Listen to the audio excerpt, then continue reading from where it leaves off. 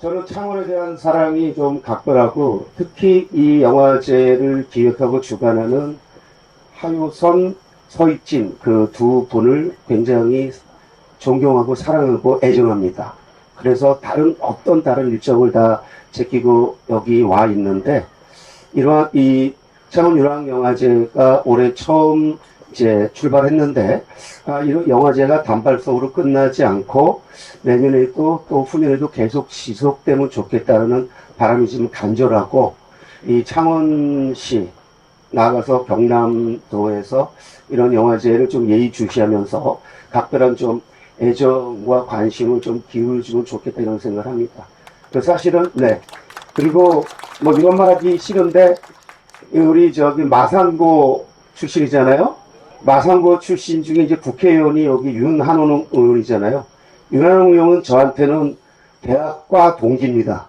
그래서 저희가 둘 다 지금 한 사람은 동기고 저도 동기인데 윤한홍 의원을 좀 만나서 창원국제영화제에 대한 좀 성원 또 그 창원국제민주영화제에 대한 성원 이런 걸 좀 촉구해야 되겠다 이런 바람을 가져보고 제가 빈말이 아니고 어제도 말했습니다만 이렇게 야외 무대에서 이렇게 편하고 자유롭게 영화를 즐길 수 있다는 것은 정말 굉장한 축복입니다. 제가 볼 때 칸영화제보다 더 낫습니다. 칸영화제도 그 멋진 남볼 그 해변에서 그 펼쳐지는데 거기서는 그 의자들을 참 이렇게 규격에 맞게 근데 여기는 자유롭잖아요. 저는 이 자유로움이 정말 좋습니다. 그래서 이 창원 유랑영화제가 좀 더 시민적인 영화제로 커나가길 진심으로 바라고 저도 평론가로서 계속 그렇게 힘을 싣고 다시 한번 이 영화제를 기획주관한 하효선, 설진이 두 부부입니다.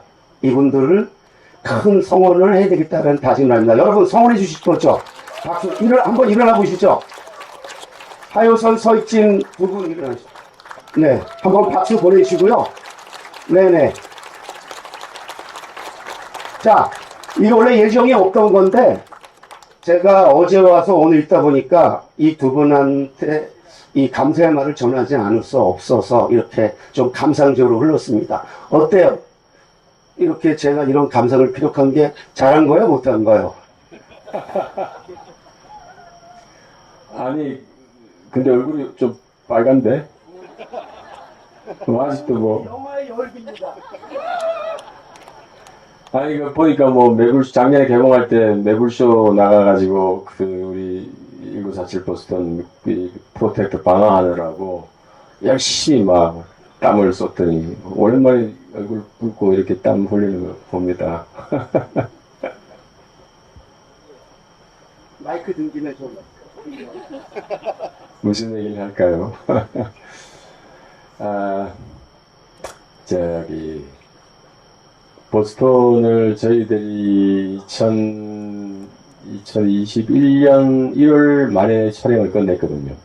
그러니까 생각을 해보면 지금 만으로 3년 한 6개월 정도 지났고, 작년 9월 달에 개봉을 했으니까, 촬영을 다 마치고 나서도 굉장히 오랫동안 코로나 때문에 개봉을 못한 영화입니다.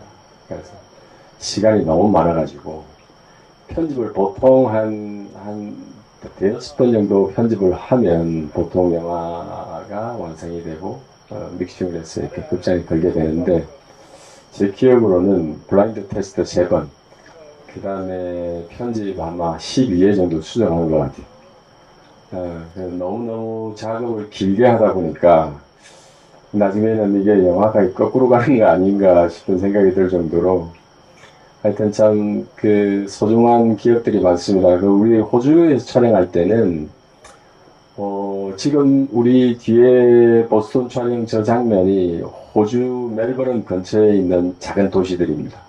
뭐 밴디고도 있고 뭐 등등 여러 가지 도시들이 있었는데 그 도시들이 1947년 당시에 보스턴의 풍광과 굉장히 흡사했어요. 저희들이 전 세계를 다 뒤졌어요.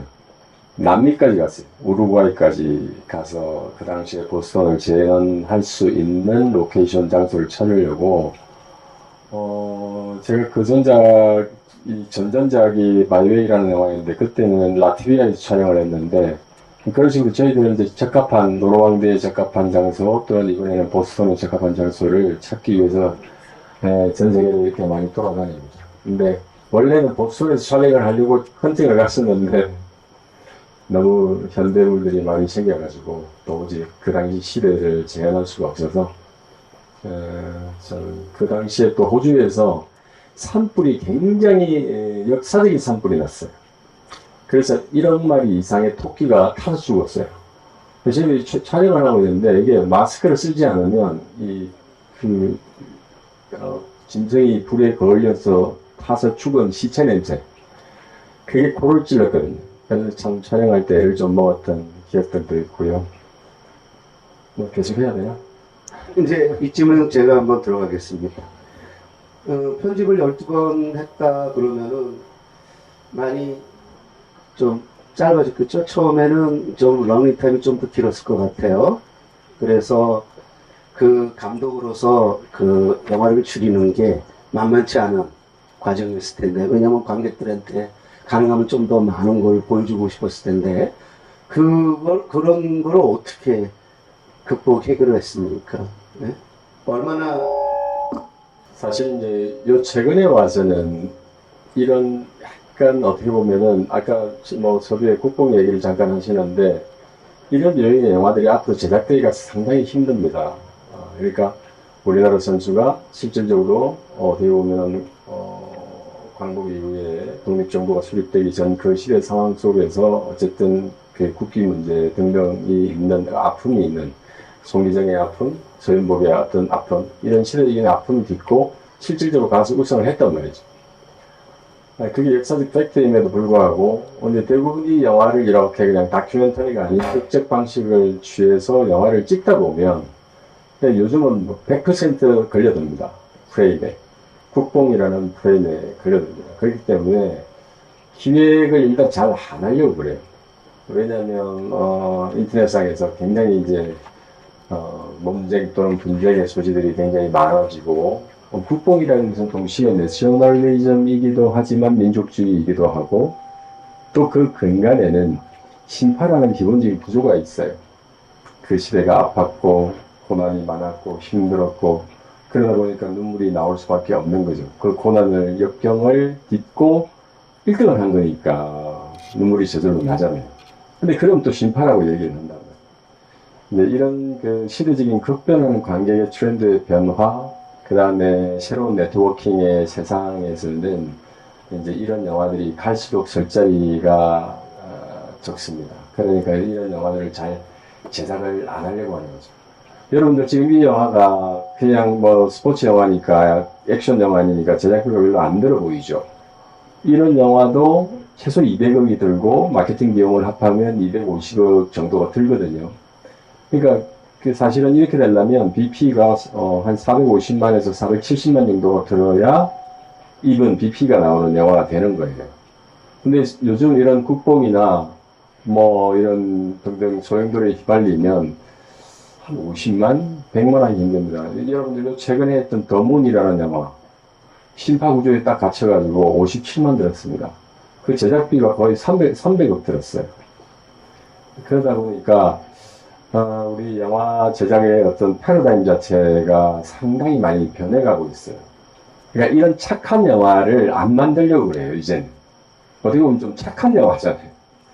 빌런이 나오고 막 적과 싸우고 막 찌르고 피가 튀고 막 극단적인 어떤 대립구도가 형성이 되고 이런 영화들이 이제 주로 관객들이 선호하다 보니까 그래서 이제 한 가지 이 자리를 빌어서 당부드리고 싶은 것은 영화는 획일화되는 것, 특히 창작물이라는 것들은 획일화되는 것이 가장 큰 난제고 적입니다. 하나의 흐름을 주도해서 가는 것, 이런 것들 주류라고 하는데 예술은 주류가 생기면 안 됩니다. 다양해야 되거든요. 그래서 장르도 다양하고 스토리도 더 다양한 영화들이 많이 나와야 되는데 너무 일원화되지 않도록 여러분들 관객의 입장에서 다양한 영화를 보기 위해서는 그 다양성에 대한 존중을 여러분들이 인터넷상에서도 많이 좀 어필해 주셔야 된다.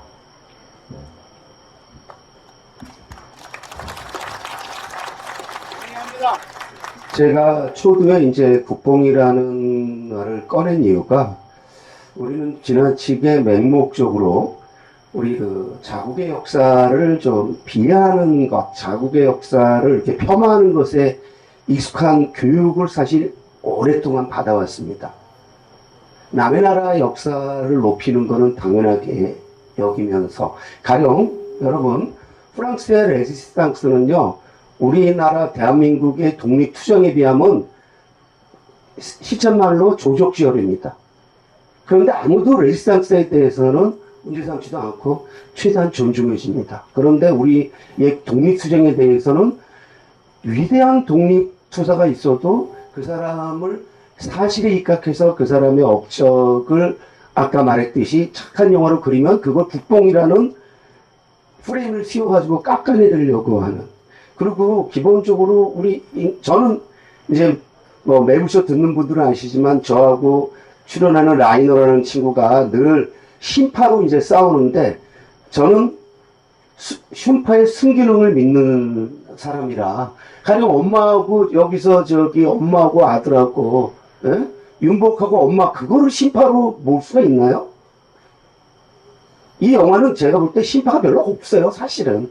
그런데 이 심파를 줄여야 된다는 강박들이 영화를 만드는 사람들한테 이게 강하게 작용해서 제가 볼 때 더 울렸어야 되는데 좀 덜 울렸어. 저는 그렇게 생각해요. 그만큼 아까 말한 영화 만드는 사람의 어떤 부담을 우리 강조희 감독이 점잖게 지금 이렇게 돌려 말했는데 여기 창원의 여러분들께서 창원에 계신 여러분들이라도 좀 한국 영화 이런 다양성을 존중해주면서 이런 착한 영화들이 가끔 나올 수 있게. 이 영화는 기본적으로 사실에 입각해서 적절한 허구가 결합됐는데, 자, 어느 정도가 이제 허구인지, 여기서 결정적 허구가 어떤 건지를 한번 감독의 입을 통해서 청해 듣도록 하겠는데, 다시 보면서 굉장히 이 네 번의 전기가 아주 흥미로웠습니다. 이 사건이 펼쳐가는데, 네 번 정도 굵직한 터닝 포인트가 나오는데 그게 굉장히 저한테는 가슴에 와닿았어요, 사실은. 그래서 한번 그런 얘기를 감독 입을 통해서 직접 한번 청해 듣도록 하겠습니다. 이 실화를 바탕으로 한 영화들을 만들 때는요, 저희들이 상당히 힘듭니다. 이게 힘들다는 게 어떤 점이 힘드냐면, 얼마만큼 비틀 것인가의 문제예요. 역사적인 팩트가 있고, 실존 인물들이 존재하다는, 실존 인물들의 원래의 성품들이 계세요. 근데 그 성품을 그대로 만약에 영화 속에서 실현하게 되면 영화가 좀 재미가 없게 돼요. 그래서 이제 시나리오 단계에서 저희들이 이 세 선생님의 유족들에게 허락을 다 받아야 되잖아요. 그 허락 받으러 가면 송미정 선생님 유족들은 아니 이 세 사람이 나오는데 이 중에서 당연히 우리 할아버지가 제일 중심에 서야 되고 최고의 주인공이 돼야 되는데 역할이 좀 적지 않냐 뭐 이러고, 남성용 또 유족분들은 남성용 또는 서현복은 서현복대로 각기의 유족들이 불만이 많아요. 우리 할아버지는 이랬는데 왜 이렇게 표현이 됐느냐, 우리 할아버지가 언제 이렇게 술 먹고 술주정을 부렸느냐. 그래서 참 여러분들 이거 왜 공작이라는 영화 보셨죠? 공작도 마찬가지입니다. 흑금성 같은 경우에도 감독이 제 후배인데 저한테 그러더라고요. 형, 절대로 실화하지 마세요. 왜? 진짜 그분들 얘기를 하나부터 열까지 다 들어서 영화를 만들 수도 없고, 또 그것 때문에 부딪히는 것들이 너무 많은 거예요. 그래서 실화를 참 이렇게 옮긴다는 것들이 그렇게, 왜냐하면 실존해 계신 분들이 있기 때문에, 그리고 그 유족분들이 계시기 때문에, 이순신 장군을 영화한다든지 안중근 의사를 영화한다든지 하고 좀 달라요. 이건 굉장히 가깝게 있잖아요. 손자가 할아버지의 재단을 맡고 있어요. 그러니까 예를 들자면 그런 부분들이 굉장히 이제 가깝기 때문에 더 힘든 지점들이 있는 거고요. 그래서 이제 그 외에도 이제 인물들도 마찬가지지만 사건 같은 경우도 그대로 재현하면 너무 극적으로 재미가 없으니까 이제 아무래도 픽션이 들어갈 수밖에 없는 거고, 우리 이 영화 개봉해가지고 한동안 계속 좀 문제됐던 게 이제 뭐 어떤 분들이 막 글을 올려요. 아니 그 당시에 그 소연복 달릴 때 기록을 보니까 태극기하고 성조기하고 같이 달고 뛰었던 것 같은데 왜 영화에서는 태극기만 달고 뛰었냐? 마치 이제 우리가 그걸 모르고 실수해서 그렇게 설정을 한 것처럼 오해하시는 분들이 되게 많이 있더라고요. 그러니까 이제 예를 들자면 이제 그런 부분들은 저희들의 선택의 몫이에요. 관객들이 얼마만큼 수용해 줄 수 있는 허구의 영역인가에 대한 고민을 하는 거예요. 그 고민 속에서 굉장히 어렵고 신중하게 그런 결정들을 하는 거거든요. 근데 이제 그 중에서 이제 제일 이제 이 장면을 진짜 넣어야 되나 빼야 되나를 가지고 굉장히 고민했던 게 마지막에 개 튀어나온 장면이 이제 제일 이제 그런 장면이었는데 이게 실화거든요. 근데 이게 실화인데 보시는 분들은 분명히 뒤에 가서 이제 결국은 뭐 주인공이 역경을 만나서 고난을 겪고 그걸 극복해가지고 뭐 1등을 해야 더 드라마틱해지니까 뭐 이런 억지스러운 막 뭔가 위기를 좀 만든 게 아닌가 이런 생각을 당연히 하실 수 있기 때문에 이거는 아무리 사실이지만 빼야 되지 않나 이런 생각을 시나리오 단계에서부터 굉장히 많이 했습니다. 그리고 다 찍어놓고 그럼 뒤에 가서 일단은 편집에서 필요 없으면 빼지 뭐. 그리고 블라인드 시사를 할 때마다 이게 말썽인 거예요. 이게 이제 역사적 사실이라는 것을 모르는 대부분의 관객들이 영화를 보게 되니까, 이거 진짜 사실이냐, 너무 억지스럽지 않냐, 이러면서. 하여튼 이런 실화를 바탕으로 한 영화를 하다 보면, 그러한 실질적인 문제들을 가지고 픽션과 non-픽션의 경계에서 많은 고민을 하지만, 그렇게 예를 들자면 쉽게 판단하고 결정하지 않습니다. 그래서 아까도 말씀드린 대로 그러한 밸런스를 잘 유지하려고 노력하면서 그런 역사적 사실에 그래도 최대한 수렴하고 현실에 따르도록 노력한다는 점은 여러분들이 좀 아시면 좋을 것 같습니다.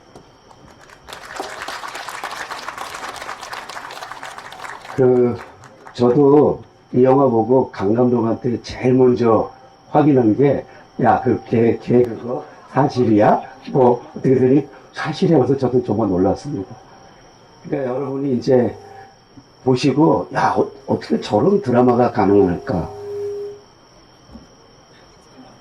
그런데 어쨌든 여러분 그거는 실화를 바탕으로 한 거고, 그 다음에 아까 우리 강 감독이 말했듯이 성조기와 태극기, 사실은 그랬지만 어떤 극적 효과를 위해서, 왜냐면 영화는 그냥 사실을 그대로 전하는 다큐, 사실은 다큐도 사실을 그대로 전하는 건 아닙니다만은 다큐가 아니고 이제 극영화다 보니까 필요하다고 판단될 때는 어쩔 수 없이 극적 효과를 위해서 그런 선택을, 그래서 영화 시작할 때 실화를 바탕으로 했지만 그 어떤 픽션도 또 가미한 거라는 걸 늘 밝히잖아요. 그래서 우리가 그런 영화를 팩션이라고 그러는데, 저는 그래서 세상의 모든 영화는 팩션이다라고 생각하는 사람입니다. 심지어는 다큐멘터리도 100% 진실은 있을 수 없습니다.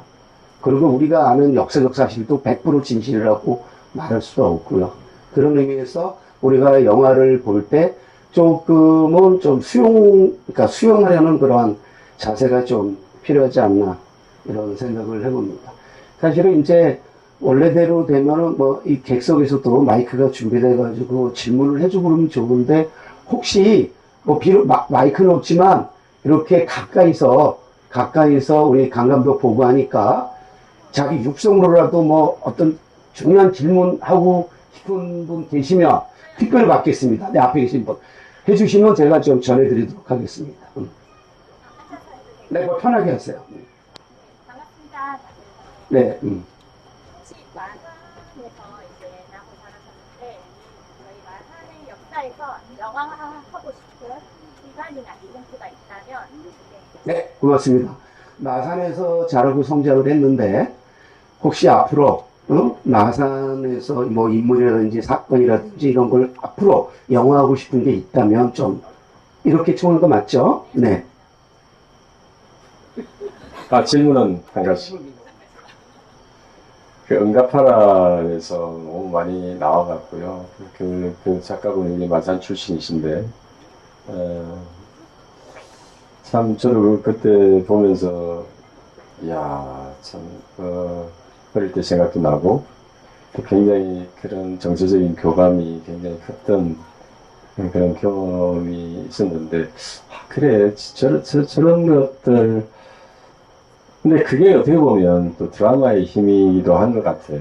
긴 시간, 긴 회차를 두고 좀 더 다양하고 많은 얘기를 할 수 있다는 거. 그런 것이 또 드라마의 장점이긴 한데 이제 한 편의 영화에 응축시켜가지고 하는 데는 아무래도 이제 이게 제작비라든지 또 투자자들이 과연 이것이 그 정도의 어떤 경제적 가치를 갖고 있나, 소위 말해서 흥행이 될 만한 가치가 있냐, 이런 것들을 너무 따지기 때문에 사실은 그냥 잔잔하고 일상적인 제가 성장하면서 마산을 통해서 느끼고 보아왔던 이러한 것들을 하고 싶은 충동이나 욕구는 늘 있죠. 늘 있는데 단지 이제 그런 어떤 큰 이벤트나 이런 역사적 사실, 인물 이런 것들을 들여다보는 것들도 물론 뭐 재미있을 수 있는데 제가 이번 그 제천영화제 가서 여러분들 로레타 이와이 순지라는 감독이 있습니다. 그래서 좀 1시간 넘게 이렇게 이런저런 얘기를 하면서 그 친구, 그 양반이 그래도 약간 소녀 감성을 가지고 어린 날에 그런 애틋한 대학 시절의 추억을 가지고 어떻게 보면 자기 영화 인생의 어떤 그 아이템이나 소재를 삼고 있는 것을 보면 영화의 절반 이상을 거기에 묻혀서 재생산해내고 그렇게 하는 감독들이 있거든요. 그래서 조금 뭐 좀 작지만 나의 소중한 경험을 바탕으로 한 작은 얘기지만 울림이 있는 이런 영화를 한번 더 나이 들기 전에 한번 해야 되지 않을까 이런 생각이 있습니다. 질문은 그 마산의 위대한 인물이나 어떤 사건을 듣고 싶었는데 계속 지금 애들로 빠져나가네요. 뭔가 아마 고민을 할 거라고 보고요. 그 이와이 슌지 얘기를 했는데 이와이 슌지는요, 이렇게 여러분하고 말할 때도 이렇게 바로도 보지 못하고 부끄러워하고 막 이러는 사람이에요. 목소리도 들릴까 말까. 그래서 우리 강 감독과는 좀 다른데 오히려 그런 모습에서 강 감독은 사실은 그동안은 이제 장수상해 같은 영화도 있었습니다만은 한국에서 가장 성공적 대작을 몇 편을 만들어내서 역사가 된 감독이다 보니까 오히려 좀 이와이 슌지 같은 그 동세대 감독을 통해서 나도 좀 그런 영화를 한번 만들어 보면 어떡해 이런 생각을 요번에 이제 제천에서 이틀 보내면서 했다는 그런 건데, 어쨌든 이 질문은 좀 마산성 나가서 이제 마산이 창원시가 됐으니까 마산과 창원이라는 어떤 지역성을 좀 더 살려서 그런 영화들을 대한민국의 또 세계에 이런 성공을 좀 시켜줬으면 좋겠다는 그런 바람을 전한 걸로 저는 해석하는데 그런 거 맞죠? 네네, 아마 그럴 수 있도록. 그러니까 저는 왜냐면 요즘은 글로컬의 시대이기 때문에 로컬을 바탕으로 하지 않고 세계적 성공을 거둘 수 없습니다. 그래서 그런 식으로 가장 성공 거둔 영화가 뭐예요? 기생충이잖아요? 기생충이에요. 그래서 우리 사실 제가 영화평론가로서 강재회 감독을 한 30년간 지켜보고 온 거는 조금 일찍부터 글로벌에 눈이 뜬 사람이에요. 일찍부터. 그래서 일찍부터 세계 무대로 나가야 되겠다라는 그런 생각을 하면서 그런 거작을 이렇게 만들어 왔는데, 앞으로 남은 인생에서는 조금 우리 창원이나 마산이라는 지역성도 조금 더 살리면서 세계성도 잘 결합시키는 그런 영화를 만들어주기를 저도 바랍니다. 아마 만들 거라고 기대해보고요. 질문 하나 하겠습니다. 이 영화 이제 서윤복 선수가 1등 하잖아요. 제가 지금 목소리 톤을 낮춘 이유가 어제 막 시끄럽게 했더니 저쪽에서 항의가 들어왔대요. 그래서 제가 톤을 낮추는 건데 2등한 나라가 어디죠? 자, 여러분, 1등한 나라가 한국이고 2등한 나라가 어디예요? 2등한 나라 핀란드입니다. 그리고 그리스는 3등을 했어요. 자, 이거 되게 재미있어요. 미국의 조프리 선수, 인종차별하는 그래서 그 미국 선수를 3등 안에 들어가지 않은 게 너무 통쾌해 있는데 그것도 어떤 사실에 입각한 건지 아니면은 어떤 감독으로서 영화를 만드는 작가로서 어떤 의도가 작용한 건지 한번 청해 듣고 싶습니다. 짧게 답하겠습니다. 사실입니다. 너무 투마치한 질문을 하시는데. 사실이래요. 왜냐면 이게 너무너무 사실은 처음에 볼 때는 무심코 넘어갔는데 다시 보니까 이게 굉장히 와닿았어요. 그래서 사실이겠지만 한번 또 감독의 입을 통해서 그리고 조프리 그 선수 이렇게 얄미운 것도 어떻게 좀 사실입니까? 아니면 픽션이 좀. 그렇죠. 그건 좀 픽션. 그래서 좀 보니까 그 영화를 만들 당시에 미국이 좀 못마땅했던 게 있던 것 같은데 한번 청해 들어볼까요? 지금 심세부준 질문입니다만은 이 몇 군데 그런 대목들이 있습니다. 그래서 가령 강지현 감독이 봉준호 감독처럼 본격적인 반미 이런 건 아닌데 조금 미국에 대한 조금 못마땅함 내지는 어떤 비판적인 이런 게 좀 영화에 흘러서 굉장히 흥미로웠어요. 우리 기본적으로 이 강지현 감독은 이데올로기를 이렇게 영화의 전면에 배치시킨 이런 감독이 아닌데 저는 이 영화를 보면서 그 점에서 굉장히 흥미로웠습니다. 저는 그 이념적 노선이나 이런 것들이 글쎄 저는 굳이 따지자면 중도 가운데 있는 사람인데 제가 항상 영화를 만들 때도 그렇고 중요하게 생각하는 지점은 무엇이 올바른 것인가에 대한 생각을 많이 합니다. 그러니까 제가 태극기 날리며를 옛날에 만들었을 때에 사실은 이제 쉬리 때도 그랬지만 저희들이 그 당시 총기라든지 우리가 일반이 확보할 수 없는 그런 것들에 대한 도움을 받기 위해서 국정원이나 그 다음에 육군, 국방부 이런 데 도움을 요청을 자연스럽게 하게 되는 거고요. 근데 쉬리 때는 국정원에서 사실은 그 당시에 많이 도와줬어요. 여러 가지로. 참 지금도 감사하게 생각하고 그 당시에 도와줬던 나정일 그 1차장 하시던 분이 지금도 진짜 국가를 위해서 참 좋은 일들을 많이 하고 계십니다. 그래서 지금도 친분을 갖고 좋은 관계를 지내고 있는데 그 이후에 태극기 때도 예를 들자면 강제 징집, 보도연맹으로 인해서 이현주가 죽는 장면, 동생이 강제 징집당해서 끌려가는 장면, 등등. 그 다음에 이제 몰북해가지고 북한 인민군 소자가 되어서 깃발부대 선봉장이 된 거. 어떻게 보면은 이거는 사상 전환을 한 거잖아요. 이러한 것들을 수정하면 육군본부에서 전폭적으로 지원을 하겠다. 만약에 그 당시에 제가 그것을 받아서 했더라면 아마 지금과는 다른 태극기 휘날리며의 영화가 나왔을 거예요.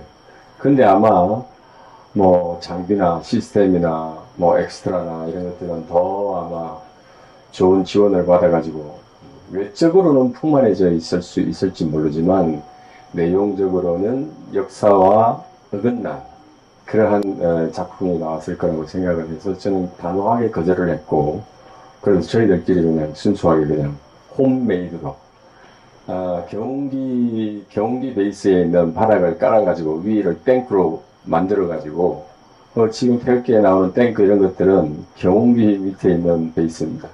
그런 식으로 이렇게 억지로 만들어서 촬영을 했던 기억이 나고요.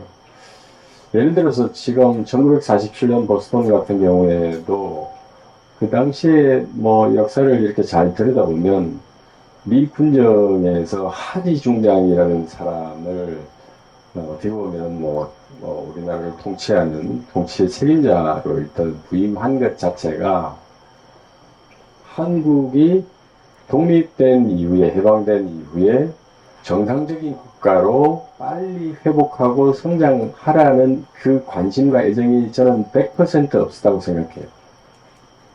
굉장히 정치적 신념, 그리고 군인으로서의 신념, 그 다음에 약소국가에 대한 동정, 그 다음에 이 나라의 복원을 위한 어떤 노력, 이런 것들을 전혀 하지 않았던 사람입니다. 그래서 거기에 여러분들 스네들이라고 나오잖아요. 여자. 이분이 사실 다 했어요. 그 체육 과장이었는데 이분이 그 당시에 체육 과장으로서 그 기능을 한 게 아니라 이 지금 이 소위 말하는 이 미분정에서 도움을 안 주니까 그냥 개인이 도와준 거예요. 자기 월급 받은 거 전액을 다 털어서 다 이 후원금으로 다 냈어요. 그리고 우리가 갈 때에 달러로 전환하는데 달러를 전환할 수가 없는 것들을 이분이 나서가지고 달러로 다 전환시켜가지고 하고, 그 다음에 미국에 레터 보내가지고 우리 초청장을 받게 한 이런 모든 일들을 스네딜 여사가 체육 과장으로서의 역할이 아니라 개인의 역할로서 그렇게 서포트를 했어요. 그렇게 훌륭한 일을 한 미국 사람이 있는 반면에 미국 그 당시의 미 군정은 대한민국에 제가 볼 때는 굉장히 부정적인 그런 비난과 역할을 많이 했기 때문에 그 아마 느낌 이런 것들이 아마 영화 속에 자연스럽게 조금 묻어 있는 건 사실일 겁니다. 제가 왜 이 질문을 했냐면요. 제가 볼 때 이런 게 이제 작가적 양심, 어떤 감독이든 시나리오 작가든 예를 들면은 그런 것을 우리가 얼마나 미국과 좋은 동맹 관계입니까? 그렇죠? 그래서 우리는 그런 문제를 잘 짚지 않습니다. 그런데 그것을 비판하고 그것을 공격하는 게 목적인 영화는 아니지만 이게 우리가 그걸 서브 텍스트, 서브 플롯이라 그러는데 그런 거를 깔아주느냐 깔아주지 않느냐는 그 영화의 수준을 결정하는데 굉장히 중요한 역할을 합니다. 그런데 우리나라 영화 전문가들이 이 영화의 그런 서브 텍스트나 서브 플롯을 아예 깡그리 무시해버렸어요. 저는 굉장히 이번에 다시 보면서 그것이 굉장히 인상적으로 와닿고, 여기 이제 하지중장이 잠깐 나옵니다만은 한 사람의 이름을 더욱 기억해야 됩니다. 제임스 하우스만이라는 사람인데, 실제로 하지중장은요, 이 하우스만 대위 시켜갖고 다 그만큼 한국을 우습게 알았습니다. 하지중장은 그냥 상징적인 존재였고, 실제는 하우스만이라는 대위가 한 몇십 년을 좌지우지 다 했습니다. 나중에 이거는 좀 역사를 좀 이렇게 들어가 보면 나올 수 있는데, 그런 상황을 뒤엎고 전 세계에서 산업과 민주화를 이렇게 최단 기간 내에 이룬 나라로 지금 한국이 전 세계에 추앙을 받지 않습니까? 그런데 그로 인한 부작용도 지금 심심치 않게 일어나는 거예요. 왜냐하면 민주주의는 충분한 시간이 필요한데 너무 빨리 이루어지다 보니까 아마 저희가 그러한 지금 과도기에 있는 거 아닌가, 저는 이렇게 생각을 해보고요. 이 창원이 경남 지역에 있기 때문에 정말 말 한마디 하는 게 특별히 조심스럽긴 합니다. 그러나 저도 할 말은 해야 되기 때문에 요 정도 말 정도 하고요.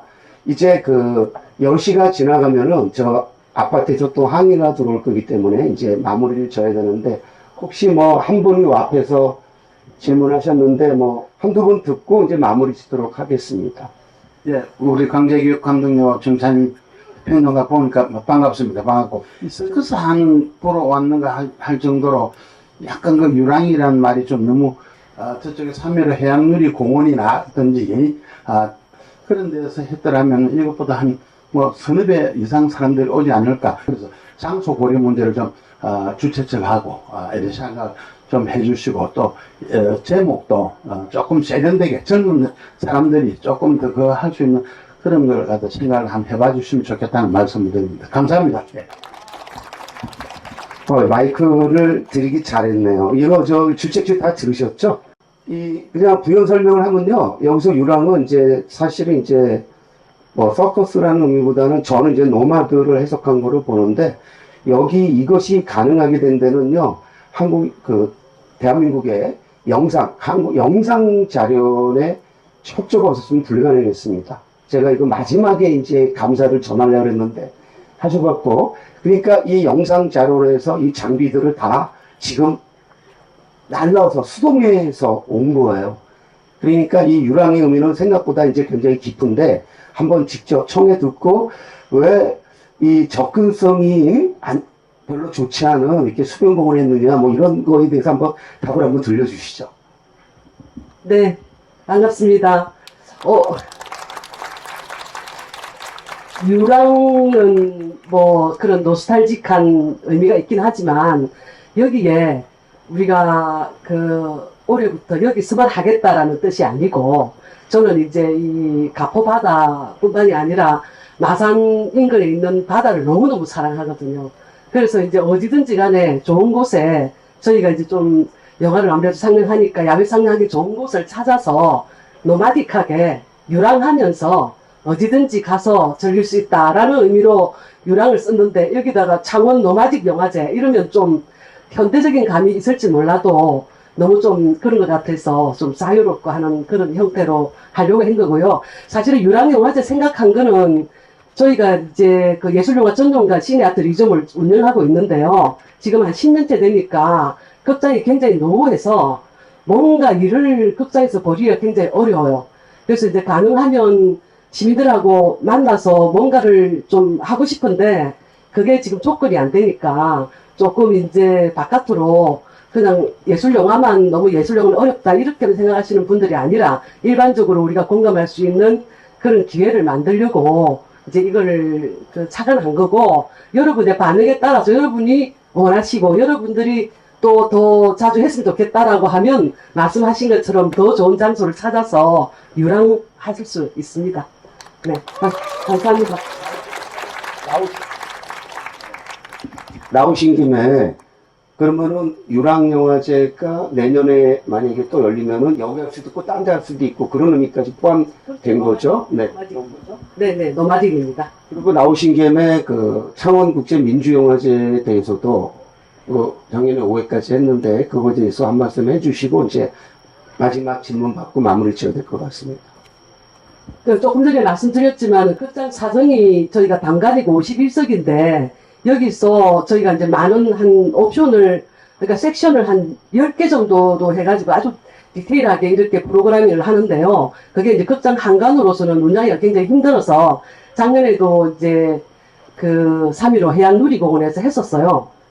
그런데 이제 올해는 아마 좀 극장 사정에 따라서 뭐 부산에는 영화의 전당도 있지 않습니까? 그런데 마산에는 정말 이 극장 하나에서만 볼 수 있고 없는 영화가 너무 많거든요. 그래서 이제 그걸 유지할 수 없지 지금 좀 바닥부터 고민을 하고 있는 시점이라 가지고 머릿속에서 항상 저희가 이제 창원국제민주영화제는 그야말로 창원을 나타내는 중요한 테마고 또 그게 조금 그 특이한 어떤 형식으로 영화제를 하기 때문에 오히려 마산보다 이제 전찬일 선생님 같이 좀 이렇게 귀하게 보고 있는 거라서 애정은 가는데 이게 이제 영화는 돈이 많이 들어요.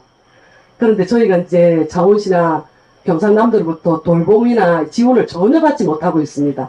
많은 사람들이 오늘도 이게 주체가 누구냐 창원시냐 이렇게 말씀하시지만 전혀 아니고요. 그 ACC 프로젝트라는 그 비영리 단체와 그 에스파스 저기 시네아트 류점이라는 그 예술영화 전용관이 이제 그 돈을 내서 이렇게 하는 거고 또 아까 말씀하셨지만 영상자료원에서 이런 장비 같은 걸 빌려주기 때문에 이제 가능한 거거든요. 그래서 그 부분에 대해서도 시민들의 호응에 따라서 그게 이제 받아들여지고 그렇지 않습니까? 그래서 이제 여러분들의 좀 많은 표현이나 이런 것들이 좀 필요하다고 생각이 들고요.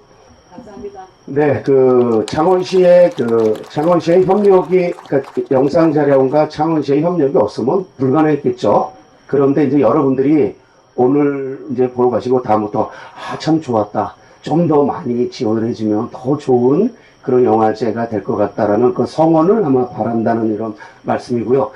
여기 마지막, 아까 손을 드셨기 때문에 이분 마지막 질문을 청해 듣고 이제 마지막으로 감독님 말씀 듣고 마무리 짓도록 하겠습니다.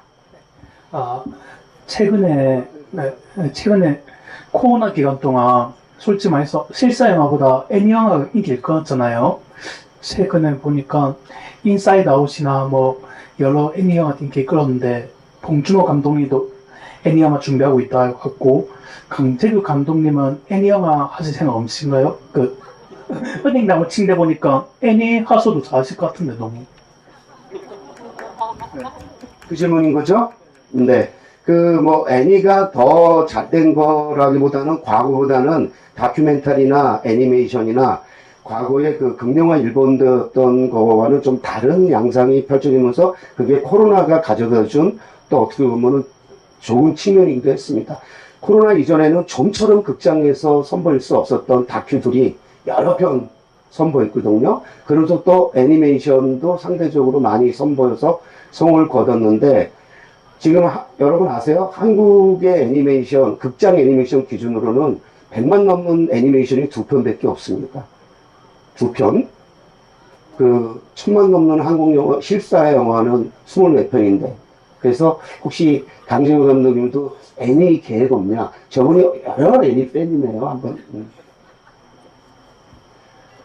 제가 지난달에 그 보스턴 일본 개봉 때문에 갔다가 이제 여러 가지 인터뷰하면서 애니메이션 관련된 얘기들도 좀 많이 나눴는데, 일본은 여전히 일본 시장의 한 60%를 완전히 장악하고 있습니다. 그러니까, 물론 뭐 헐리우드도 애니메이션 비중이 굉장히 큰 것도 사실이고, 상대적으로 한국 영화에 있어서 애니메이션의 비중은 굉장히 스킬도 좋고 전체적으로 좋은 재원들이 많이 있음에도 불구하고 사실은 애니메이션이 그만큼 성장하지 못하고 있는 것도 사실인데, 제가 볼 때는 꼭 이루어져야 되는 지점이라고 생각이 됩니다. 왜냐하면 현대인들이 이렇게 살아가면서 사실은 우리가 뭔가를 꿈꾸고 우리가 일상 속에서 경험할 수 없는 무한한 상상의 세계를 경험하기에는 애니메이션만한 어떤 장르가 없습니다. 그러니까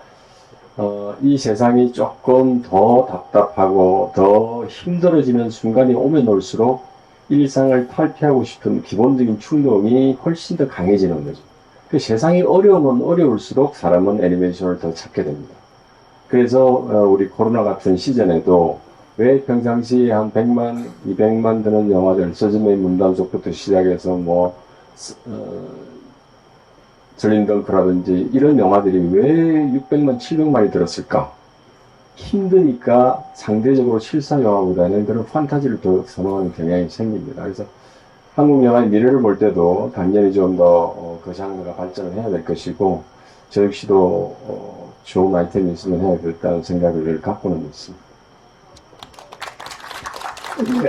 네. 저 질문 때문에 강재호 감독이 만든 애니메이션을 10년 안에 한 편 볼 수 있을 수도 있겠구나. 감사합니다. 사실 그 성공한 애니메이션들이 다 일본 애니메이션이었죠. 특별히 그 두 편이었습니다. 더 포스트 슬램덩크하고 스즈메 문단속, 인사이드 아웃은 최근이었고요.